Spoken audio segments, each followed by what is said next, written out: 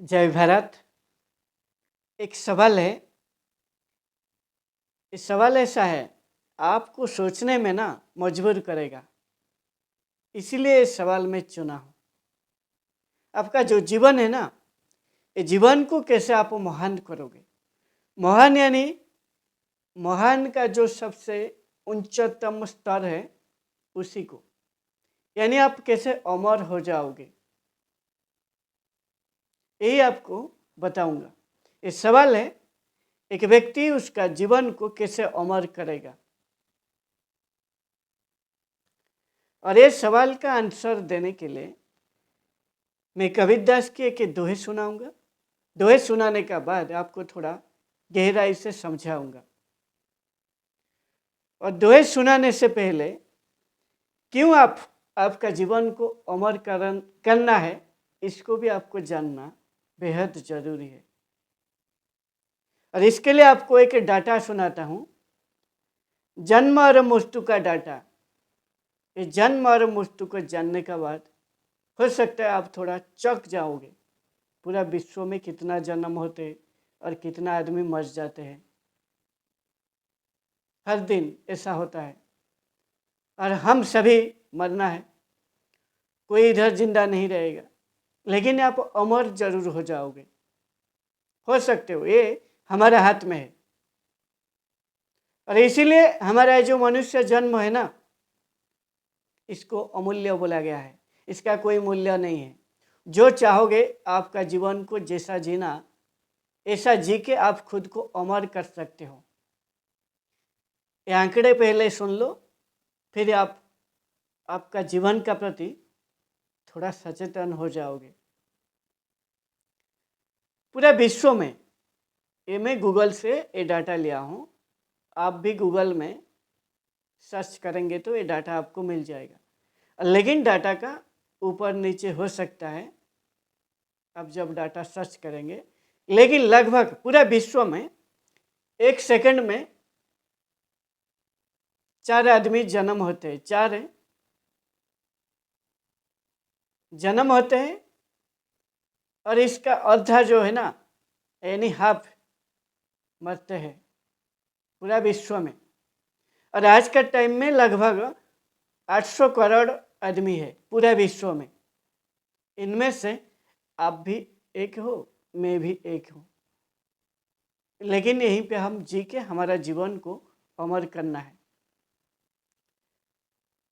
1 minute में लगभग पूरा विश्व में 240 लोग जन्म लेते हैं और 1 घंटा में 14,400 और एक दिन में 3,45,600 लोग ना जन्म लेते हैं। और इससे लगभग जो मरते हैं हाफ है ना, यानी 1,70,000 या 72,000 जो जनता है ना, वो डेली मर जाते हैं पूरे विश्व में। और भारत का भी जान लो, ताकि हम सभी भारत में रहते हैं। और भारत का जो रेट है, बर्थ रेट, लगभग 1 मिनट में 26 पीपल जन्म होते हैं भारत में 1 मिनट में। और 1 घंटा में 1560 और एक दिन में लगभग 37,000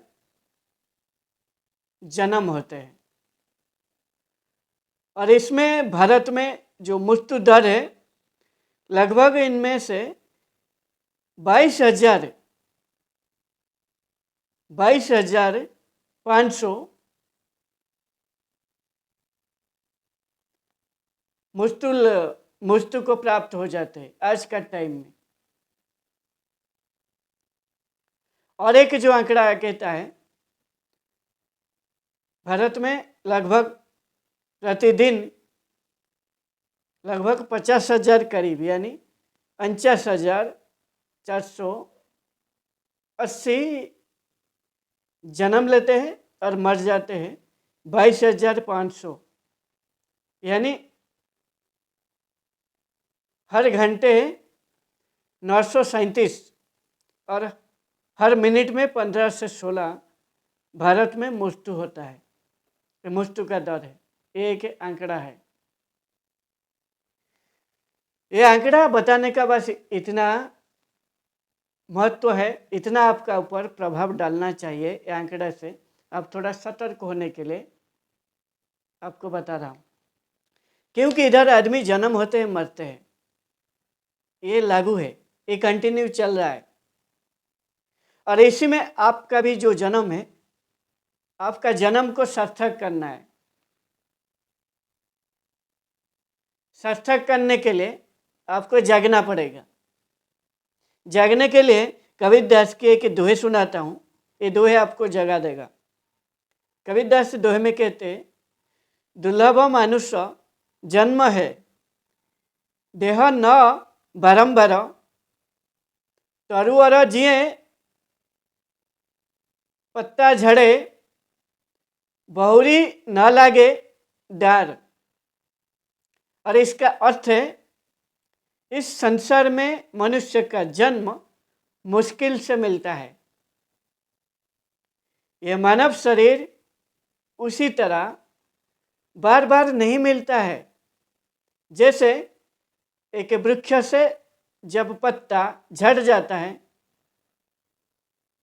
फिर वो दोबारा डाल में वो पत्ता नहीं लगता है। और ये जो दोहे, ये जो अर्थ है, इसको आपको कितना समझ में आया, मैं तो आपको बता नहीं सकता हूँ, लेकिन इसको आपको थोड़ा समझाने की मैं जरूर कोशिश करता हूँ। देखिए, हमको ये जो जीवन मिला है ना, ये जीवन को आपको अमर होना है। आपका जीवन को आपको अमर करना है। अमर करने का मतलब है आपको इतना समझना है। आप सोचोगे मैं कभी मरूंगा नहीं, ये कभी नहीं होगा, ये सत्य नहीं है। आपको मरना है। इधर जो भी जन्म लेता है उसका साथ टाइम चलता है, टाइम फिक्स है, उसको मरना है। जो भी एक दिन जन्म होता है उसका मरना निश्चय है। आपका जो उम्र भारत में लगभग 70, 80, 90 ऐसा होता है। ये टाइम लग गया ना, आप जन्म होंगे तो आपको लगभग 80 या 90 साल में मरना तय है। और इससे ज़्यादा भी कई कई देश में, जैसे जापान में 100 क्रॉस कर जाता है उनका आयु। इसीलिए आपको जितना भी साल इधर जीना है, आप चाहोगे आपका जीवन को यदि अमर करना है, जैसे आज के टाइम में मिसाइल मैन, भारत का महान scientist doctor APJ Abdul Kalam, आज भी वो हमारा दिल में जीवित है। और जब तक भारत में साइंस रहेगा, ये मिसाइल का बात होगा, तब तक उनका नाम ऊपर आएगा। और इसीलिए वो अमर हो गए हैं। और ऐसे अनगिनत स्वाधीनता संग्रामी हो, समाज सेवी हो, ये सभी अनगिनत ऐसे आदमी अमर हो चुके हैं। अमर होने का इतना मतलब है, मरने का बाद भी हमारे दिल में जीवित है। बस यही अमरत्व है। और आप कैसे अमर होगे? क्योंकि जीवन एक बार आपको मिला है। आपको अगला जन्म मिलेगा या नहीं मिलेगा, आपको पता नहीं है। क्योंकि आप इस जन्म में जो भी काम करोगे, उसका प्रभाव आप अगले जन्म में आपका ऊपर ना, उसको सब भूल जाओगे, कोई आपका याद नहीं रहेगा। शरीर जलने का साधना आपका सब खत्म हो जाता है। इसीलिए आप जो पूर्व जन्मों में क्या था या आने वाला जन्मों में क्या होंगे, आप वो भूल जाओ।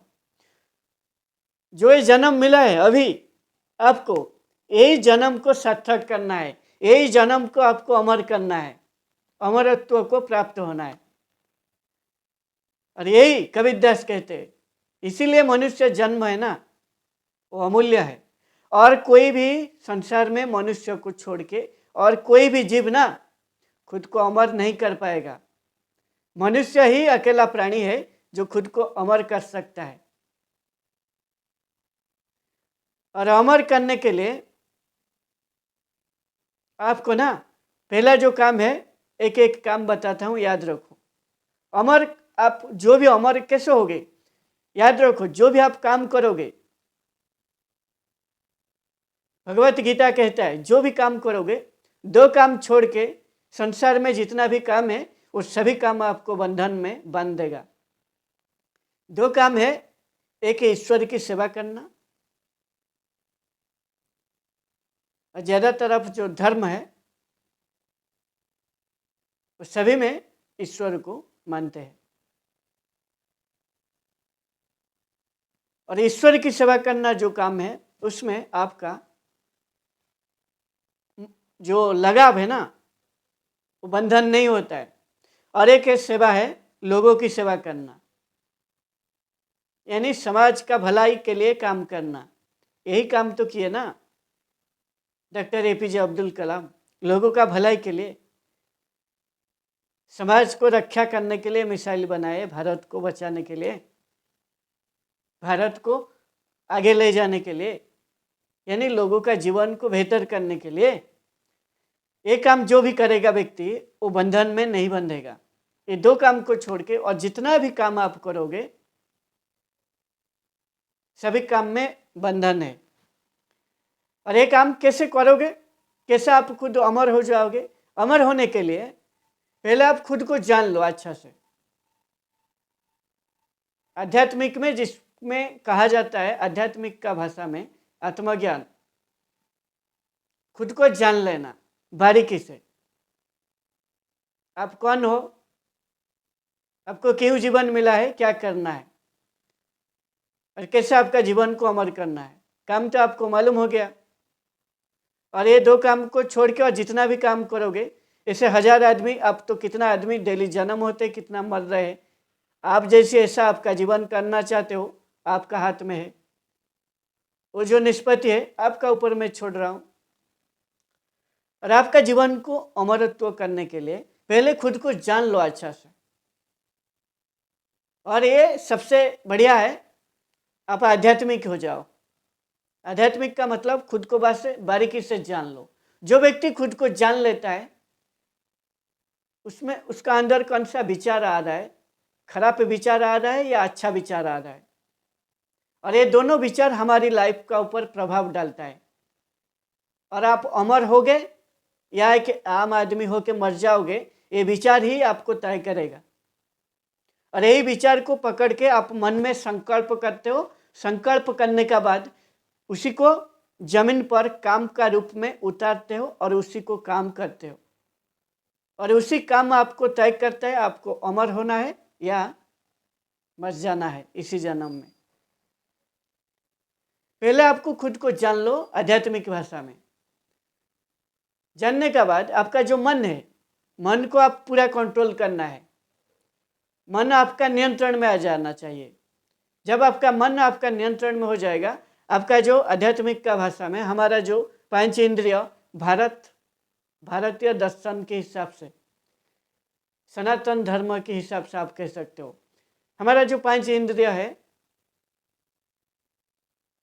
ज्ञानेंद्रिय और 5 कर्म इंद्रिय और अंतःकरण 3, मन बुद्धि चित्त अहंकार, ये साधु संत का हिसाब से 4 होता है। लेकिन संख्या दर्शन जो सनातन धर्म में संख्या दर्शन का हिसाब से 3, मन बुद्धि अहंकार। ये इंद्रिय 10 इंद्रिय और 4 जो अंतःकरण है, मन बुद्धि अहंकार, ये तो आपको मालूम होगा। चित्त मतलब आप हमेशा कॉन्शियस रहना, हमेशा सजाग रहना। सजाग रहोगे तभी जब आपका सामने जो भी टाइम में जहाँ पे आप हो वहाँ पे कैसा कंडीशन है, यदि आप समझ पाते हो, यदि आपका समझने की क्षमता है तो आप कॉन्शियस हो, आप जागृत हो, आप मरा नहीं हो, आप जिंदा हो। सिचुएशन कंडीशन को समझना और टाइम के हिसाब से समझना और उसी का हिसाब से बेहतर काम करना। ये जो नीति है, उचित जगह में उचित समय में उचित काम को करने की जो कला है उसी को नीति कहा जाता है। और ये जागृत अवस्था में जो व्यक्ति रहेगा ये नीति में उसको जी पाएगा। और आपका मन, बुद्धि, चित्त, अहंकार, ये जो 4 अंतःकरण, आपका 10 इंद्रिय, ये जब आपका बस में हो जाएगा,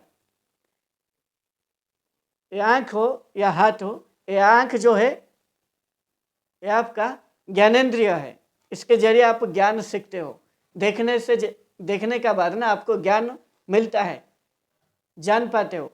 और ये जो हाथ के जरिए आप काम करते हो। और ऐसे 5 कर्म इंद्रिय, 5 ज्ञानेंद्रिय और ये अंतःकरण 4, ये टोटली 14 को आपका बस में करना है। ये आध्यात्मिक भाषा में खुद को जानना, आत्मज्ञान जिसको कहा जाता है। खुद को जानने का बाद आपको जो काम बोला उसी काम का हिसाब से आपको कौन सा काम चुनना है।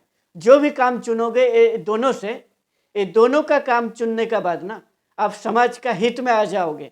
समाज के लिए यानी लोगों का जीवन को बेहतर करने के लिए आप काम करोगे। भगवत की रास्ते में जाने से भी आप आध्यात्मिक हो जाओगे और आध्यात्मिक होने से आप खुद को आप बारीकी से जान लोगे। और जानने का बाद जो ज्ञान आपको मिलेगा उसी ज्ञान को लोगों का हित में बताओगे, लोगों का जीवन को ऊपर उठाओगे आध्यात्मिक होके भगवत की रास्ते में जाके। और एक जो काम बोला था लोगों की सेवा करना, यानी एक बड़े साइंटिस्ट हो जाना या बड़े बड़े डॉक्टर हो जाना, एक बड़ा बिजनेसमैन हो जाना या बड़ा एक समाज सेवी हो जाना, ये सभी काम करके समाज का सेवा कर पाओगे। आप बोलोगे बिजनेसमैन नहीं करते हैं, नहीं, कोई कोई करता है लेकिन ज़्यादा तरफ नहीं करते हैं, लेकिन अच्छे बिजनेसमैन भी है। लेकिन आप यदि बिजनेसमैन बनोगे, यदि आप आध्यात्मिक हो के खुद को बारीकी से जान के प्रकृति का मोह माया से ऊपर उठ जाओगे, फिर आप बारीकी से ये सभी जितना भी बंधन है ना, वो धन हो, जब आपका मन, आप खुद को जान लोगे, इस संसार का मोह माया जो है, मोह माया क्या है? ये धन का पीछे भागना एक मोह माया है। नारी का पीछे भागना ये भी मोह माया है। मोबाइल, नया मोबाइल खरीदना ये भी एक इच्छा है। ऐसा जो भी आपको खींच रहा है, जो आकर्षण है, जो मोह माया है, ये मोह माया कैसे आता है? अज्ञान के कारण है। ये ना समझ है, आप समझ नहीं पाते हो, इसलिए फंस जाते हो। जैसे एक छोटा सा एग्जाम्पल देता हूँ। यदि आप समाज का सेवा करने के लिए आपका जीवन को उत्सर्ग करना है, समाज का सेवा करने का टाइम प्रकृति का हर एक वस्तु का साथ आपको जुड़ना पड़ेगा, लोगों का साथ जुड़ना पड़ेगा। यदि लोगों का बात में आप फंस जाओगे, कौन अच्छा बोलता है, कौन बुरा बोलता है, कौन गोरा है, कौन काला है, कौन कैसा है, जैसे सेवा करने का टाइम यदि आप आकर्षण में फंस जाओगे, यदि आपका बुद्धि नहीं होगा, यदि आपका ज्ञान नहीं होगा, एक सुंदर नारी का चेहरा को देख के आप फंस जाओगे। उसका जो आकर्षण है, उसका जो सुंदरता है, आपको आकर्षण पैदा कर देगा। यदि आप खुद को बारीकी से नहीं जानते होंगे, यदि आपका मन आपका कंट्रोल में नहीं है, आपका नियंत्रण में नहीं है, फिर आप जो समाज का सेवा करना आपका जो काम चुना है उसको कर नहीं पाओगे, फिर आप फंस जाओगे। क्योंकि आपका जीवन में एक एक करके से करोड़ों आदमी का साथ मिलना है। आपका काम ही ऐसा है। जो भी काम चुनोगे वो काम में आपको ऐसा जो मोह माया है, वो आकर्षण है ना, वो रहेगा। यही आकर्षण को समझकर, बुद्धि लगा के, ज्ञान लगा के, समझकर नीति में काम करना, तब जाके बारीकी से उस काम को कर पाओगे। और एक काम को जब आप कंटिन्यू करोगे, आपका जीवन भर ना आप सब कुछ भूल जाओगे। जैसे डॉक्टर एपीजे अब्दुल कलाम, उनका शादी करना था वो भी भूल गए, इतना वो काम में डूब गए थे। इतना वो काम उनको अंदर से प्यार दिया, इतना उनका उस काम का प्रति प्रेम हो गया। जब आपका भी आपका काम का प्रति उतना ही प्रेम आ जाएगा, आप खुद को पूरा डुबा दोगे। क्या टाइम चल रहा है आप भूल जाओगे, सब कुछ भूल जाओगे, तब जाके उस काम में आप डूबोगे। फिर उस काम को आप बारीकी से करोगे, फिर आप उस काम का प्रति आपका जो प्रेम है वो बढ़ेगा। और ऐसे करने से आपका काम को एक सही अंजाम तक लेके आप उसको फिनिश कर पाओगे, यानी उसको ख़त्म कर पाओगे। और जीवन भर कर्म तो चलता है, कर्म कभी रुकेगा नहीं। और याद रखो, जो भी कर्म करना है निष्काम भाव में कर्म करना है। यानी भगवत गीता कहता है निष्काम भाव में काम करने से आप उस काम को बारीकी से कर पाओगे। निष्काम का मतलब है आप जो भी काम करोगे उस काम का प्रति आपका कोई स्वार्थ नहीं रहना चाहिए। और स्वार्थ तभी नहीं रहेगा जब आप एक सही काम चुना होगा। जैसे डॉक्टर APJ अब्दुल कलाम की तरह काम हो, या वीर भगत सिंह की तरह काम हो, या सुभाष चंद्र बोस की तरह काम हो। ये सभी तरह का काम आप चुनने से आपको ये जो काम है ना, आपको बांध नहीं पाएगा। निष्काम आपका कोई स्वार्थ नहीं रहेगा उस काम में। और निष्काम होने के लिए, उस काम को करने के लिए आपको स्थितप्रज्ञ होना पड़ेगा। स्थितप्रज्ञ यानी आपका बुद्धि को भी स्थिर करना पड़ेगा, स्थिर बुद्धि वाला बनना पड़ेगा। डर, भय और लोभ, ये तीनों से जब आप ऊपर उठ जाओगे आप स्थितप्रज्ञ बन जाओगे। और निष्काम भाव में काम करने के लिए भगवत गीता कहता है, यानी काम को आप कैसे करोगे, कंटिन्यू करने के लिए आप हानि लाभ हो, हार जीत, सर्दी गर्मी, ये सभी आपको छोड़ना पड़ेगा। यानी ये सभी को एक समान आपको समझना है। एक काम में हार मिले या जीत मिले, सुख आए या दुख आए, सर्दी आए या गर्मी आए, किसी भी कंडीशन में मैं एक काम को करूँगा। मैं ये काम खुद चुना हूँ, एक काम को मेरा अंजाम तक लेके उस काम को ख़त्म करूँगा। इसी भाव में आपको काम करना पड़ेगा, पूरा निस्वार्थ भाव में उस काम को करना पड़ेगा। तब जाके उस काम को निष्काम भाव में आप कर पाओगे। और ऐसे करने से आपको ना, आपका काम आपको अमर बना देगा। भगत सिंह की तरह, सुभाष चंद्र बोस की तरह, सरदार पटेल की तरह, APJ अब्दुल कलाम की तरह, ये सभी जो महानुभाव है, जो महापुरुष है, इस सभी की तरह आप भी आपका जीवन को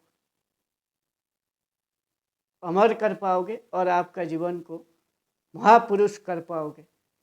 फिर आप ना हमेशा के लिए खुद को अमर कर दोगे। और आपका जीवन का यही लक्ष्य होता है, हर एक व्यक्ति का यही लक्ष्य होना चाहिए। क्योंकि आपको तो पहले बता चुका हूँ कितना आदमी मरते हैं, आपको कोई याद नहीं रखेगा। आप यदि खाली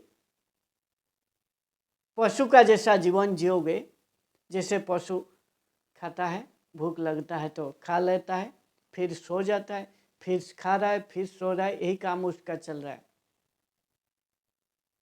यदि आप इसी की तरह करोगे काम, आपको कोई याद नहीं रखेगा। जैसे हर दिन जो आदमी जितना जन्म हो रहे, जैसे मर रहे, आपका भी ऐसा हालत हो जाएगा। इसीलिए जीवन को जीना सीखिए और एक बेहतर जिंदगी जी के दुनिया को कुछ दे के जाइए जो आपको ना अमर बनाएगा। जय भारत।